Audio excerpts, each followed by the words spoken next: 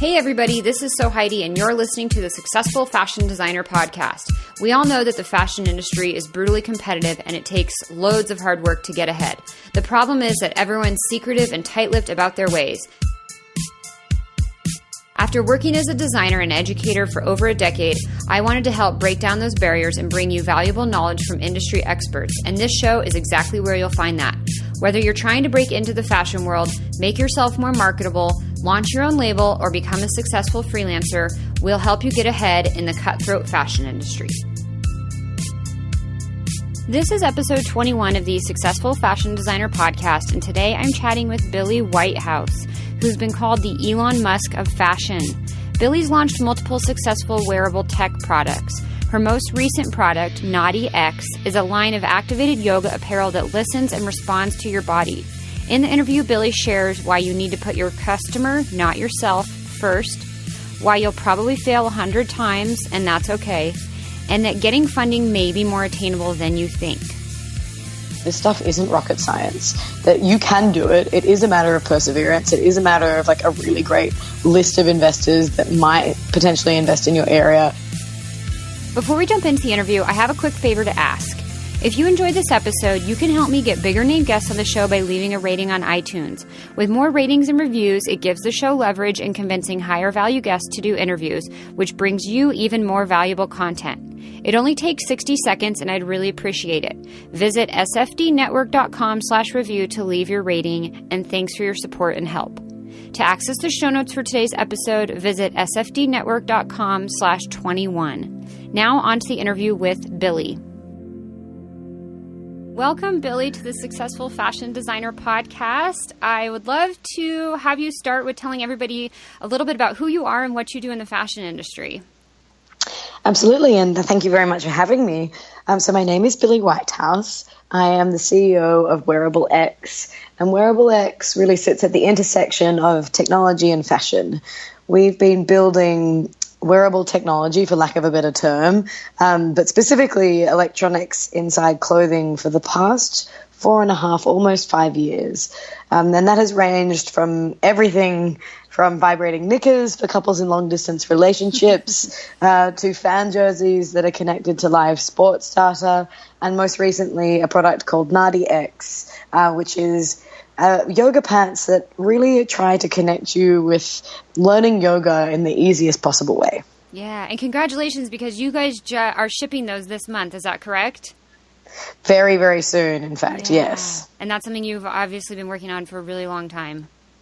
It has been in the works for some time now. Yeah. It is, it's constant. I think the joy of what we do is that it is ever changing.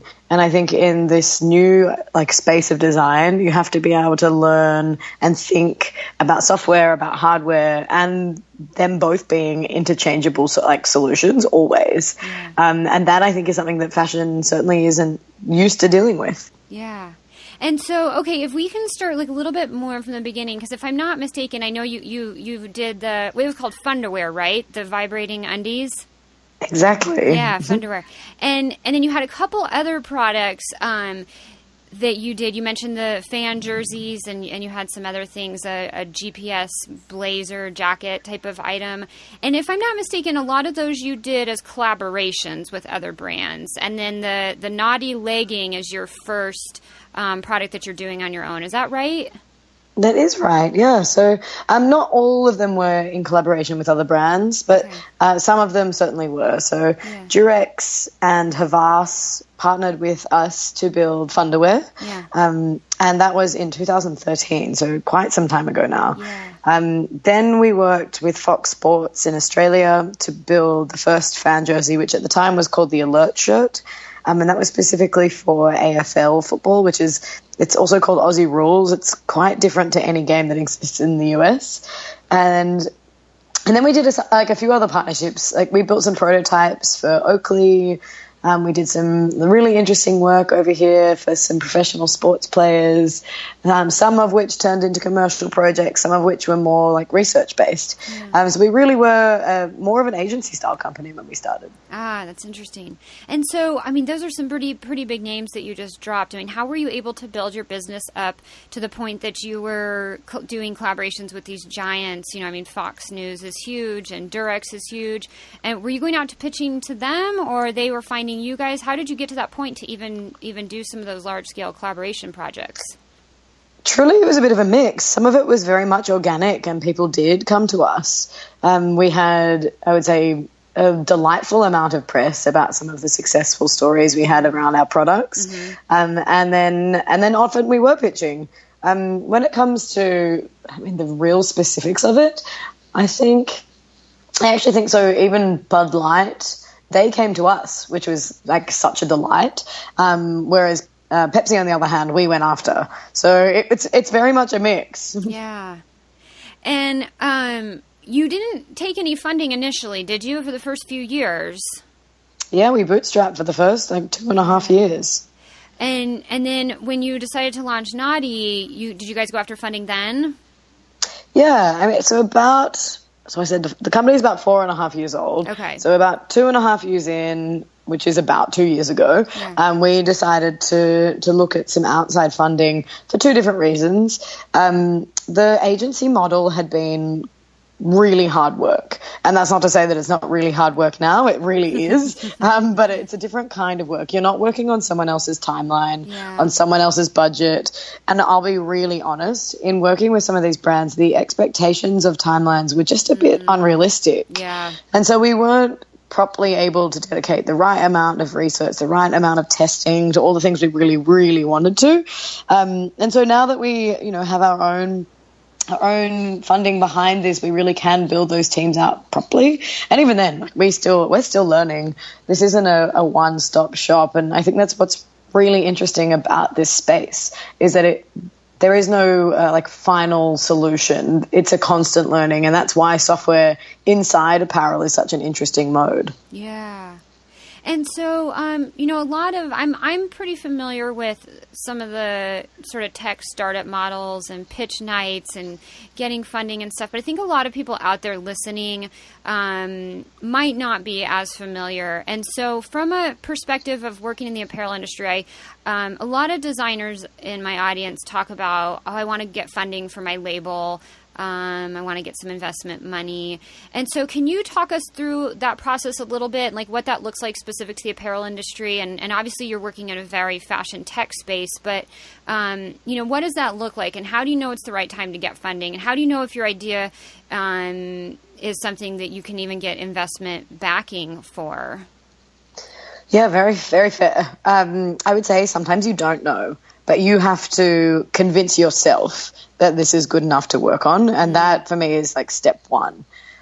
Step two, really depending on the space that you're in terms of a company and in terms of a product or in terms of a service, you really have to find who are the right investors for that space, which means taking excuse the language, shit ton of meetings. And I mean, I was at a female investment fund dinner on Saturday night, and there were some people in the space who took 140 meetings before they found one person who committed. Wow. Now that is just like as I said, a shit ton of time. I haven't ever sat there and quantified how many meetings I've taken, but I'll tell you it's around about the same amount. Wow. And I have been shut down many, many, many times. I think I was really overly optimistic, which A, I think I need to fuel myself, but B, I think also helps when you're in a meeting with someone who is putting you down. So I would say that I've had meetings, I met with people for about 6 months before I found the company that I truly believed were going to be the company to invest. But I knew that they were the company to invest immediately. And I think I actually almost certain I got on the phone to my mother and my co-founder straight after the meeting. I was like, this is them, cancel all your plans. We're meeting them this afternoon. And so I had taken the initial meeting in the morning, and believe it or not, I'd had a phone call with them leading up to this first in-person meeting. And then having had the in-person meeting, I basically just said, look, to my co-founder, we're making this happen. Yeah. We actually met them. This will make you laugh. We met them, the now investors, at a wine bar in Australia at about 10 p.m. at night. Just randomly? No. I mean, it was coordinated. Gotcha. Okay. But, of course, we had to whip out our underwear onto the table at this wine bar to show that we had working product. So fascinating what we have been through. And I have done many more bizarre things than that, let me tell you. Yeah. And so when, you say, I get funding, it's obviously a lot easier said than done. And it's one of those things that, it's encouraging to hear you say you took a lot of meetings, you heard a lot of rejection, because I think that can be really discouraging for people on whatever level they're working on, whether they're out there just trying to sell their product or whether they're out there trying to get funding. It's good to know that even the people that have succeeded, like you guys, it took a lot of hard work to get there. It didn't just happen. Yeah. And then I think a lot of people think that once you've got the funding, that's, you can take a breath, but that's in fact not the case at all. Yeah. Talk about that a little bit. The case is that is when the work really starts. Yeah. And I would say the first few months of working with our new investors was actually the hardest few months. In fact, the hardest 6 to 12 months of my life. Wow. Was those, that teething period of figuring out where does the power dynamic sit? How do you make decisions and feel empowered? Have you built the right team? All of those questions. And I think that was truly when I questioned myself the most, which of course is healthy. Sure. And then there's a point of okay, now I just need to get shit done. Yeah. And so, just going back a little bit, you said you didn't calculate, but roughly, over 100 meetings. Where were you even getting these meetings in the first place? Were you just cold pitching these investors and saying, hey, here's some of what we've done. Can I set up a time to chat? So I would say, I had a little bit of fortune on my side in that I had the 2.5 years of bootstrapping behind me, where I would say I'd been very strategic in my move to America. So at the end of 2013, I came over to see if it would work. Is it the right place? How does this flare for me? And I managed to find a few key people that I thought were going to be very strategic alliances for us as a business. One of which was Decoded Fashion, which I helped launch in Australia. And then I had used that, I guess, as a lever to, I would say, move into a economy and a group of people that already knew each other really well in the US and say, hey, look, I do this in Australia. Want to be a part of the community here. And I basically tapped into all the communities that were about hardware, apparel, design, retail, technology, fashion, and basically went to every meetup you can imagine for the first 2 years, made a bunch of friends, made a bunch of contacts. I would rather call people friends than I would my network. Sure. I think that word's a bit dirty.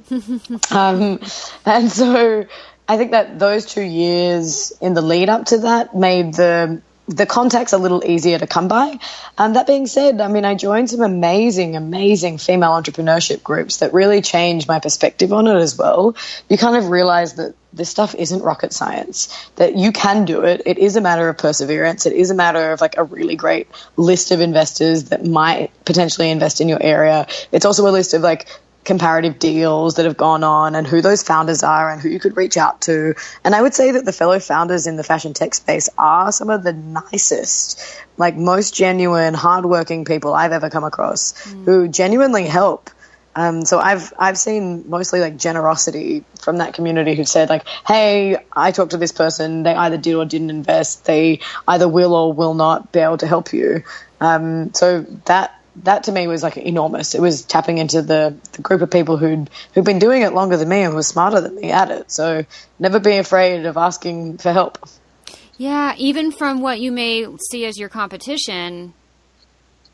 Absolutely. Yeah, it sounds like those people and I love how you put that word on them as friends and instead of the network, because one thing, I think can be easy to do is every time you go to one of these dirty word, networking events, it's really easy to go and feel like you're just like pitching yourself, and it can start to feel really dirty and salesy. And so instead, look at it like, hey, I'm just out here, like I'm doing some really cool stuff. You're doing some really cool stuff.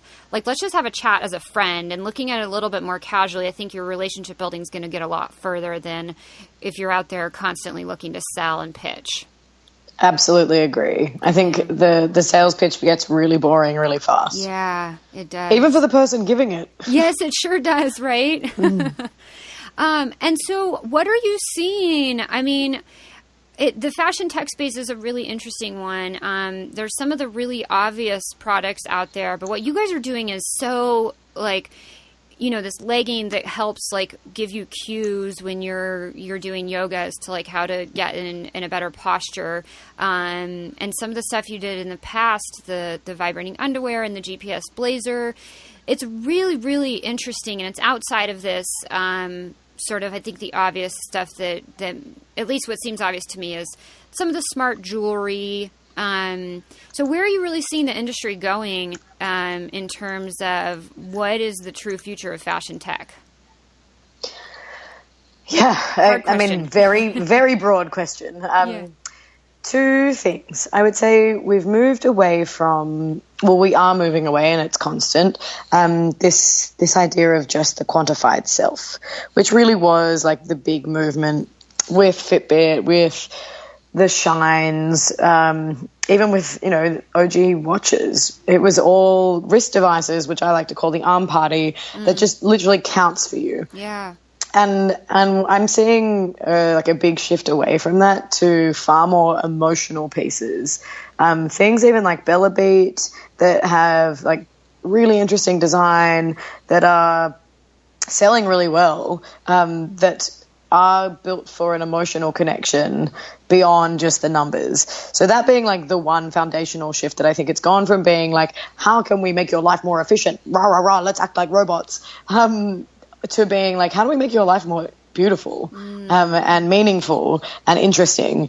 And that, like, from a sensory perspective, I think is really important. Yeah.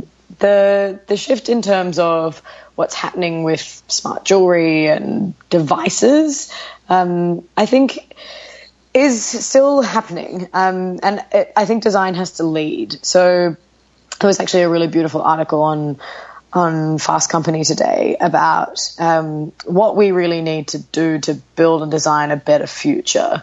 And it is truly about the systems, not just systems thinking, but that cross-pollination of different industries to be able to transform artifact design into something that, you know, can withstand this test of time and the evolution and the pace of evolution that we're now at.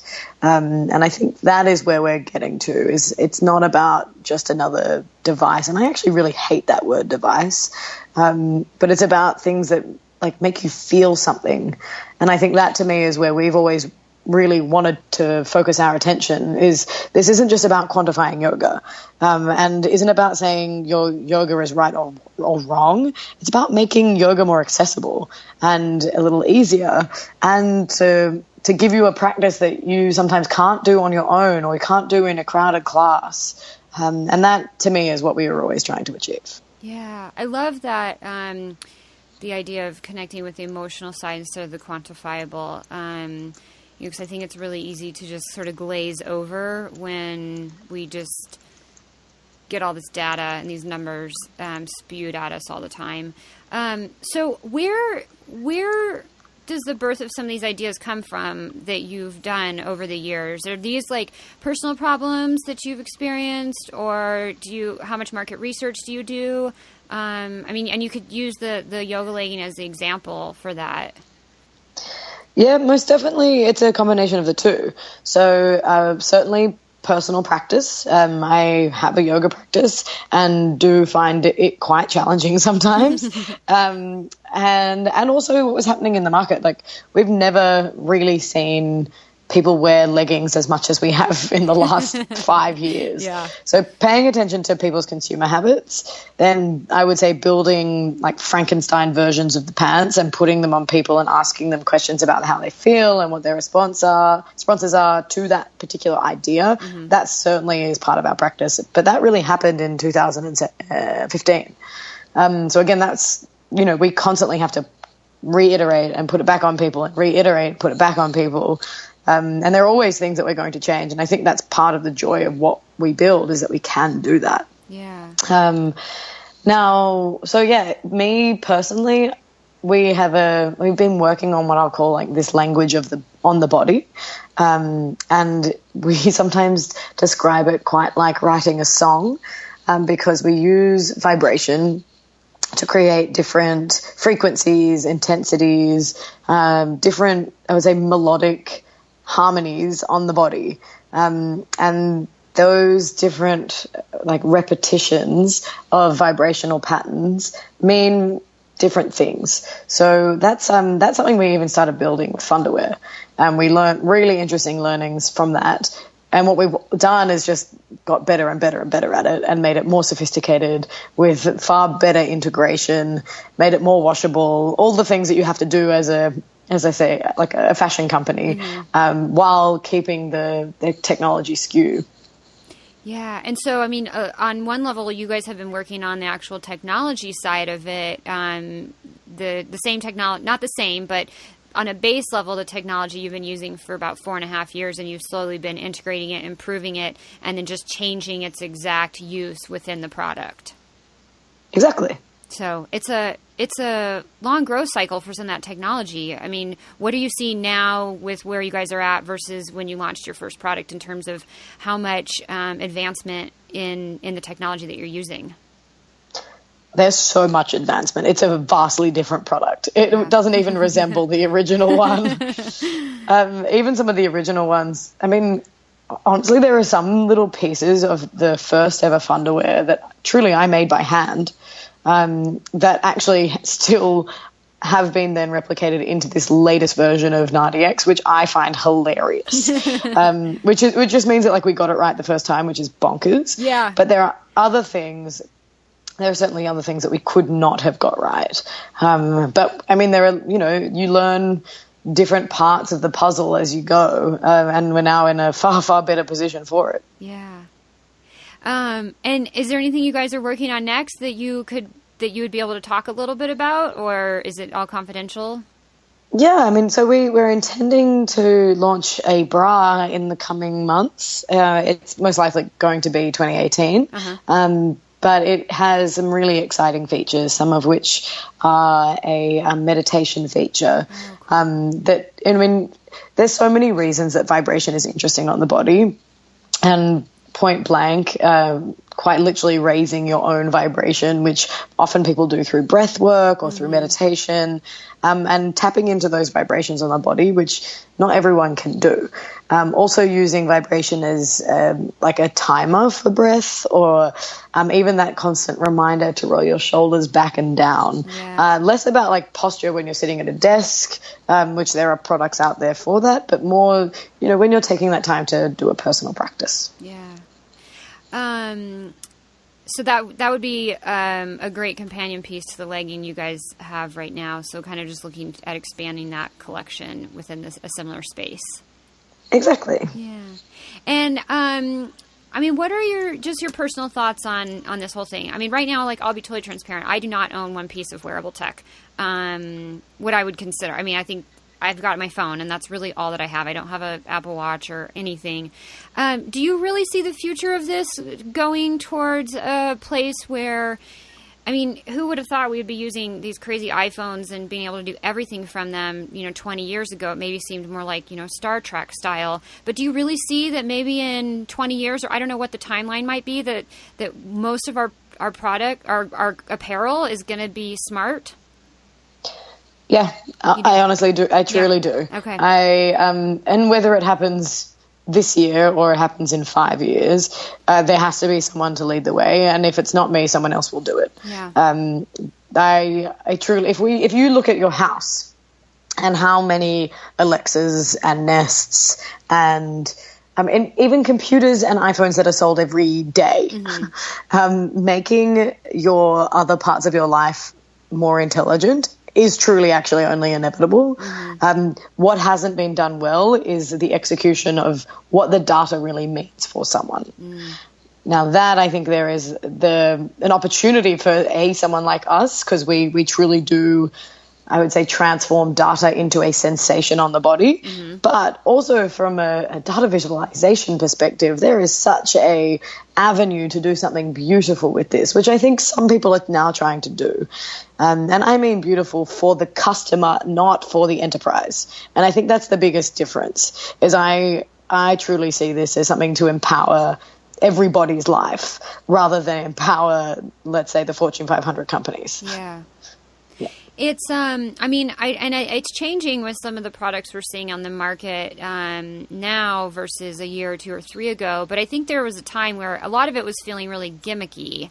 And we're sort of, like you were saying, transforming into something that's beautiful for the consumer. And so getting past that gimmicky phase, and maybe that's just a stage that the industry has to go through to kind of get over the initial hump. But do you see some of the real gimmicky stuff sort of fading away and more beautiful products on the market? I mean, I am seeing really interesting things.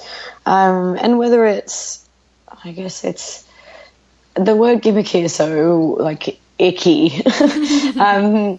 I think if you are designing for experiences, then you can truly create something that is delightful. And some of those experiences can and have started small. We've seen, everything from different payment bans at festivals that, some people would call gimmicky that have actually just now been integrated really successfully. Like every festival has a wristband, not only for their VIPs, but also it integrates across multiple different things, and it can be tapped into your credit card. Like that's just something that is there. And so for me, those experiences are a little bit more memorable. That's clearly not the kind of wearable that I build. Yeah. But I think that area is far more, I would just say, accessible for people to understand from a consumer's perspective. When it comes to, I guess, the multiple wrist devices that have existed, I would just say that the market was flooded. Yeah. And I think that is true to what happens. I think no one's been creative enough to do something really fascinating with the data yet. And I truly, truly believe that there is something incredible to come. But again, it can't be focused on the enterprise. It really needs to be focused on the consumer. Yeah. That's a great point to kind of wrap up on, is just really, really focusing at who are you building this product for? Yeah, you are trying to be a company and be profitable and grow, but at the end of the day, the consumer has to be the number one person in your eyes to build a successful brand and product and business. Yeah, I would agree.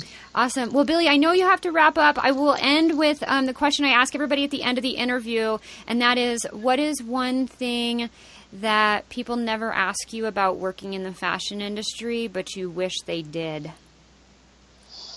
I guess it's more why did you get into this? Because I think fashion really is like this beautiful, glorified industry. And I think I grew up with some of that fantasy, and I would almost say dystopia, because my mother was also in the industry, and I witnessed very much behind the scenes of not just how hard even young design students have to work, but how hard everyone on all facets of this industry really, really works. And it is 2 a.m. nights that's just part of the deal. That is not something that I think ever really goes away, it seems. But I think the why did, you want to empower fashion with, I would say, intelligence. People don't often ask that question with that same delight that I think is really important. And the answer to that for me is, we have to, as designers of technology and designers of experiences, and I would say of designers of the future, you have to design for the things that make us truly human. That one of those is intimacy, of which I believe we designed for. One of those is, connection to other people, places, and experiences, which to me was where our Found Josie was aimed at. And then one of those is that self-awareness.